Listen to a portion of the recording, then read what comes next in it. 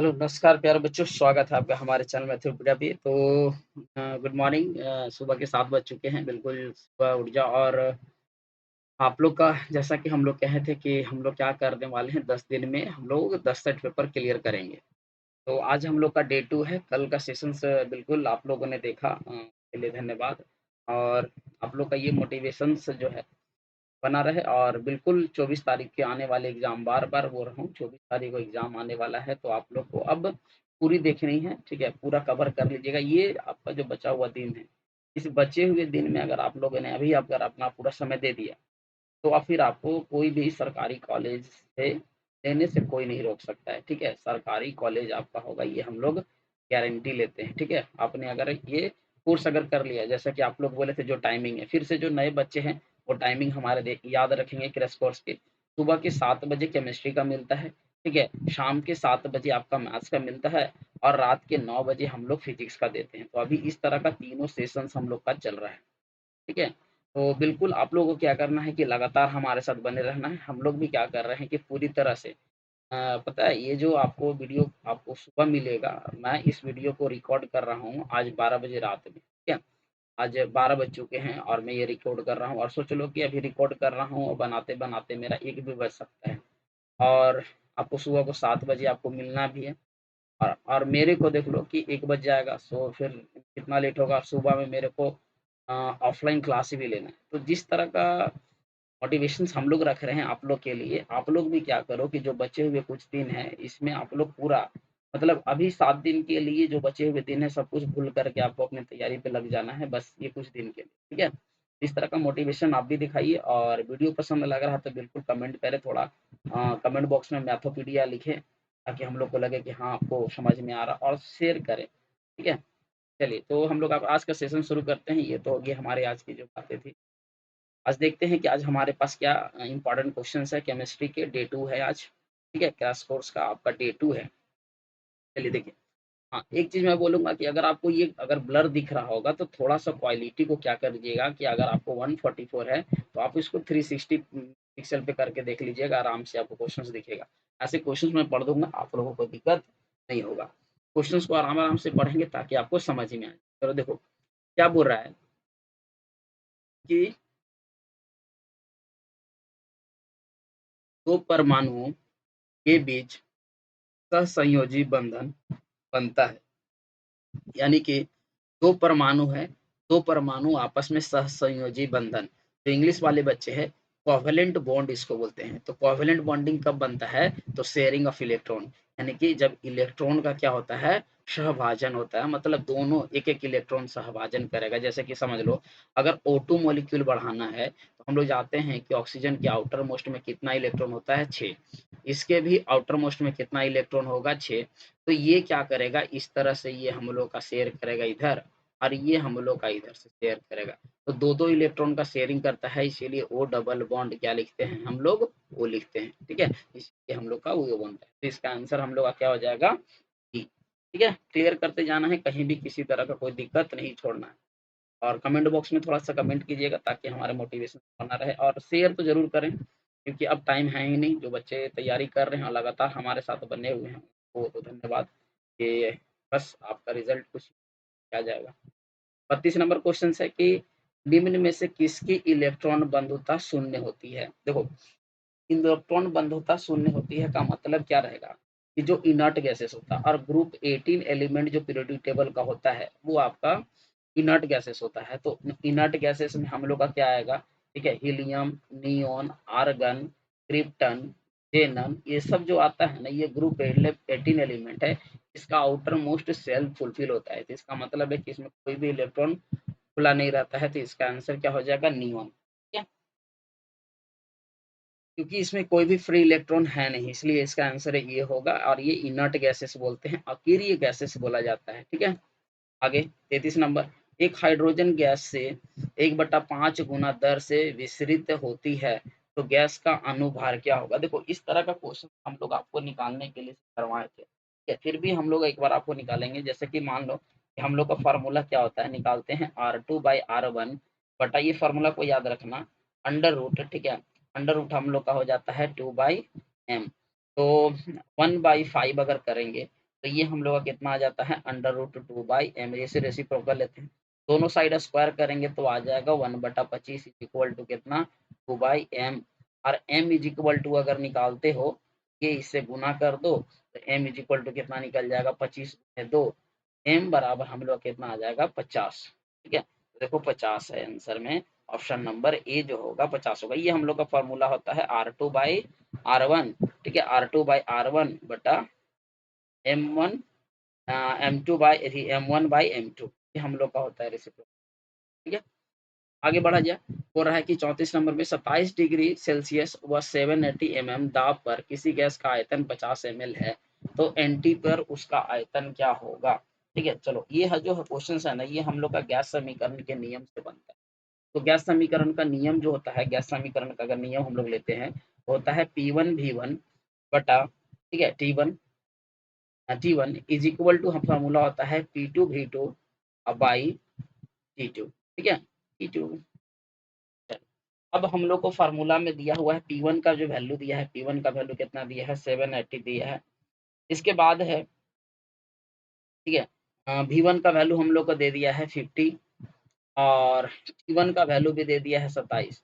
अब इधर से हम लोग को क्या निकालना है, ये हम लोग को निकालना है T2 का जो वैल्यू दिया है। ठीक है, ये T2 का जो वैल्यू दिया है, T2 कितना है 27 डिग्री निकाल देते हैं। ठीक है, T2 का वैल्यू हम लोग का दिया है 273 केल्विन ही लेंगे, मतलब कि 273, मतलब कि वो 27 डिग्री बोला है ना, तो ये तो हम लोग का 27 डिग्री बोला है, तो ये तो हम लोग का 300 केल्विन हो जाएगा। तो टेम्परेचर में आइए 273 और जो ताप बोला है, ठीक है, ये जो आपका P2 का जो वैल्यू है, ये हम लोग का कितना बोल दिया है 760 ठीक है, यहाँ पर 760 हो जाएगा। ठीक है, 760 और इंटू V2। अब हम लोग का V2 निकाल देंगे, तो V2 निकालने के लिए पूरा का पूरा फार्मूला सॉल्व करो, क्या हो जाएगा 780 गुने 50 और गुने 273 और बटा में हम लोग का हो जाएगा 300 और बटे 760। अब इस पूरे को सॉल्व आप करोगे तो ये आपका निकल के आएगा। ठीक है, ये पूरा सॉल्व करने पर निकल के आता है 46.7। ठीक है, 46.7 ml। ये इस पे हम लोग का सॉल्व। आगे, अमोनिया के संश्लेषण में प्रयुक्त होने वाला उत्प्रेरक कौन सा होता है। अमोनिया के संश्लेषण में प्रयुक्त होने वाला जो उत्प्रेरक होता है वो हम लोग का होता है मॉल्बिडियम के साथ लोहा। आई थिंक हम लोग का ये रिपीटेड क्वेश्चन है, क्या लग तो रहा है कि रिपीटेड क्वेश्चन है। चलो कोई दिक्कत नहीं है, इतना सारा क्वेश्चन हम लोग कर चुके हैं, जब रिपीट होगा ही। 36 नंबर क्वेश्चन है, बोल रहा है कि KClO3, ठीक है, पोटेशियम क्लोरीन ऑक्साइड और MnO2 मैग्नीज ऑक्साइड की उपस्थिति में गर्म करने पर ऑक्सीजन की दर क्या हो जाती है, बढ़ जाती है, घट जाती है या फिर शून्य हो जाती है, अप्रभावित रहती है। ठीक है, तो इसका जो आंसर होगा ये क्या होता है, बढ़ जाता है। ठीक है, 37 नंबर क्वेश्चन बोला निम्नलिखित में से कौन सा रासायनिक परिवर्तन है। चलो रासायनिक परिवर्तन इसमें से कौन सा है। रासायनिक परिवर्तन में क्या होता है कि किसी नए पदार्थ का बनना होता है, तो विद्युत वाल्व का जलना, मोम का पिघलना, प्लेटिनम तार को गर्म अवस्था में दीप्त होना और लोहे में जंग लगना। तो ये जो आंसर इसका जो हो जाएगा, ठीक है, ये लोहे में जंग लगना होगा। ठीक है, ऑप्शन नंबर डी, बाकी सब आपका भौतिक परिवर्तन।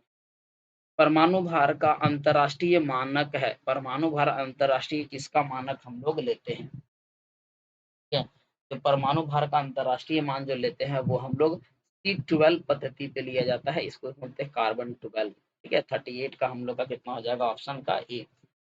आगे 39 नंबर, एक धातु के क्लोराइड में धातु और क्लोरीन का अनुपात 1:2 है, तो धातु का तुलनांकी भार क्या होगा। देखो इस तरह का क्वेश्चन आपको तुलनांकी भार आपको निकालने के लिए बताए थे। ठीक है, तो धातु का तुलनांकी भार बराबर होता है, देखो यहाँ फॉर्मूला लिख दे रहे हैं, तुल्यांकी भार निकालने बराबर होता है, ठीक है, धातु की मात्रा, धातु की मात्रा बटा क्लोरीन की मात्रा। ठीक है, क्लोरीन की मात्रा, ये हम लोग का फार्मूला होता है। अब देखो धातु की मात्रा हम लोग का कितना दिया है, इंटू 35। ठीक है, इंटू ये जो दिया हुआ है हम लोग का हो जाएगा, तो इसका जो फार्मूला है इसको हम लोग क्या करेंगे 1/2 इंटू 35.5, यानी कि इसको अगर सॉल्व करते हैं 35.5 का अगर आधा करते हैं तो कितना आता है 17.75 17.75 option number E is the correct answer. आगे अनुभार ज्ञात करने का सूत्र क्या होता है? अनुभार ज्ञात करने का सूत्र क्या होता है? ये सबसे सिंपल क्वेश्चन है। तो अनुभार सूत्र करने का होता है 2 इंटू वाष्प घनत्व। ठीक है, क्या होता है? अनुभार इज इक्वल टू, अगर आपको ब्लर दिख रहा है तो बता दे रहे हैं, अनुभार इज इक्वल टू होता है 2 गुना वाष्प घनत्व। ठीक है, ये हम लोग बनाए हैं तो आपको याद होना चाहिए, 2 गुना वाष्प। 41 नंबर बोल रहा है कि परमाणु के नाभिक में प्रोटॉन और न्यूट्रॉन की संख्या का योग क्या कहलाता है? प्रोटॉन और न्यूट्रॉन की संख्या का योग परमाणु भार कहलाता है। ठीक है, ये आप लोग याद रखिएगा। 41 आपका क्या था? और बी परमाणु भार कहलाता है, तो हम लोग बोलते हैं A is equal to P plus N. ठीक है, आगे न्यूट्रॉन की खोज किसने की थी? देखो ईटा पर नाच आपको एक ट्रिक बताए थे, तो इसका आंसर जो है 42 का ईटा पर नाच के हिसाब से नाच यानी कि न्यूट्रॉन है, आपका क्या हो जाएगा? James Chadwick. और सी पूरा किसी तत्व के नाभिक में 9 प्रोटॉन है तो इसकी संयोजकता कितनी होगी? देखो ये हम लोग का फॉर्मूला होता है, पहला में हम लोग 2 रखते हैं, दूसरा में हम लोग कितना रखा जाता है? दूसरा में हम लोग का कितना रखा जाता है? पहला में 2 इलेक्ट्रॉन, फिर दूसरा में 8 इलेक्ट्रॉन, तो 8 और 2 10 हो गया, फिर यहाँ पर कितना है? 7 है, मतलब इसके आउटर मोस्ट में कितना है? 7 है, मतलब है कि इसका संयोजकता कितना होगा? 1। ठीक है, इसकी संयोजकता कितनी लिखेंगे? 1 लिखेंगे, तो इसका मतलब है कि ऑप्शन नंबर परमाणु नाभिक की त्रिज्या क्या होती है? देखो ये हम लोग आपको पूछे थे, ये वाला आपका क्वेश्चन आ गया था ना, ये वाला क्वेश्चन लोग कम्युनिटी पोस्ट में पूछे थे, जो आप लोग को बताया था, आप लोगों ने बहुत सारे बच्चों ने करीब 40 प्लस बच्चों ने इस चीज को कमेंट किया था। तो आप लोग फिर से एक बार क्या करोगे? कमेंट करोगे कि इसका कि कितना, क्योंकि देखो हर क्वेश्चन को अगर हम लोग डिस्कस कर रहे हैं, हम लोग तो डिस्कस करना है, उस क्वेश्चन को क्या करना है? आपको भी सर्च करना है, देखना है कि हाँ सर जो बताए हैं सही बताए हैं, जो होमवर्क दिया जा रहा है वो बिल्कुल सही दिया। तो आपको कमेंट हमें दिखने चाहिए, कमेंट बॉक्स में कमेंट दिखता नहीं है, हम लोग जो क्वेश्चन पूछ रहे हैं वो कम आप लोग क्वेश्चन करते नहीं, इसका मतलब है कि आपने बस मोबाइल को ले लिया है, बिस्तर पे पड़े हुए हो और देख रहे हो, इसका मतलब है कि कोई फायदा होगा नहीं फिर जब तक आप लोग सॉल्व नहीं करो। नाभिक की खोज किसने की थी? नाभिक की खोज किसने की थी बताओ? ये आपका क्वेश्चन है, 45 नंबर क्वेश्चन था, तो 45 का कौन सा है? गोल्ड स्टील क्या था नाभिक का? आगे परमाणु के बाध्यतम कक्षा में अधिकतम इलेक्ट्रॉनों की संख्या हो सकती है। परमाणु के बाध्यतम कक्षा में इलेक्ट्रॉन की अधिकतम संख्या क्या हो सकती है? वो डिपेंड करता है इस फॉर्मूले पर 2n²। ठीक है, 40 नंबर क्वेश्चन से 46 नंबर का हम लोग का कितना हो जाएगा? बी, यानी कि ऐसे हम लोग ऑक्टेट रोल को फॉलो करते हैं, तो ऑप्शन नंबर कितना हो जाएगा? 8। एमएन के इलेक्ट्रॉनिक विन्यास क्या होगा? एमएन का क्या होता है? 25 होता है, 25 पे आप ब्रेक कर सकते हो कि क्या होता है हम। ठीक है, उस पर ब्रेक करो, आप लोगों को ब्रेक करने पर ही आप लोग को मिल जाएगा। तो आपका इलेक्ट्रॉनिक विन्यास इसका जो होगा ये होता है आपका 2 8 13। ठीक है, 2 8 13 2 इसमें है, 2 8 13 2 आपका ऑप्शन नंबर बी में सही। ध्रुवीय यौगिक किसमें घुलनशील होते हैं? ध्रुवीय यौगिक जो होते हैं, ध्रुवीय यौगिक जो होते हैं वो घुलनशील होते हैं, ये सिर्फ जो घुलनशील होते हैं ये ध्रुवीय विलायक में होते हैं। ऑप्शन नंबर डी जो होगा आपका सही है। ठीक है, ये 8 का डी।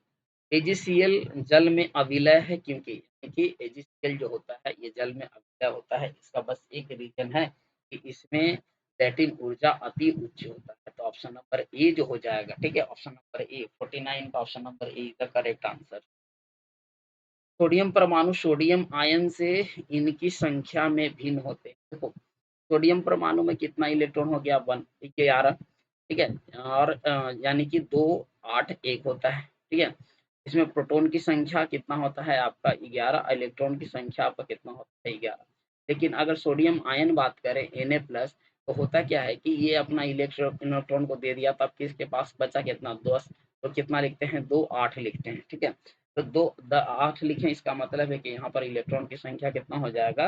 10। यानी कि क्या होता है इसमें भी क्या होता है? इलेक्ट्रॉन की संख्या में क्या हो जाता है? ये हो जाता है। ठीक है, आगे धनायन तब बनता है जब कोई इलेक्ट्रॉन को, क्या परमाणु इलेक्ट्रॉन ग्रहण करता है तब नहीं होता है, ग्रहण करता है तो नेगेटिव होता है। परमाणु इलेक्ट्रॉन पृथक करता है, परमाणु इलेक्ट्रॉन पृथक करता है तब होता है। ठीक है, अपना इलेक्ट्रॉन को त्याग कर दिया तो फिर वन का क्वेश्चन हो जाएगा सही। यानी कि किसी पे चीज़ पे प्लस साइन कब आएगा? जब अपने इलेक्ट्रॉन को दे दिया। मतलब जितना भी मेटल होगा उस पे प्लस साइन आता है, जितना भी नॉन मेटल होता है उसमें नेगेटिव साइन आता है। ये आप याद रख सकते हो। 2 इलेक्ट्रॉनों के मध्य द्विबंधन की साझेदारी में होते हैं 2 इलेक्ट्रॉन, ठीक है? अच्छा, साझेदारी में होते हैं तो 2 द्विबंधन में 2-2 इलेक्ट्रॉन का क्या करता है, ये लोग शेयरिंग करता है।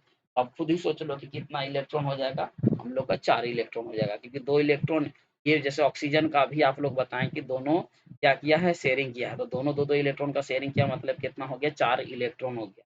4 इलेक्ट्रॉन संख्या, मतलब कि अगर सिंगल बॉन्ड है तो 2 इलेक्ट्रॉन, अगर डबल बॉन्ड है तो मतलब 4 इलेक्ट्रॉन, और अगर ट्रिपल बॉन्ड है का मतलब है कि 6 इलेक्ट्रॉन का टोटल बनेगा। ठीक है, आगे, निम्न में से कौन सा बंध सार्वधिक आयनिक होता है? अच्छा, कौन सा बंधन सार्वनिक आयन होता है? तो जाहिर सी बात है कि मेटल और नॉन मेटल का जो होता है, ठीक है, वो हम लोग का सार्वधिक होता है, तो इसका आंसर जो जगह फिट होगा ये सीजियम Cl होगा, ऑप्शन नंबर सी जो होगा सही है।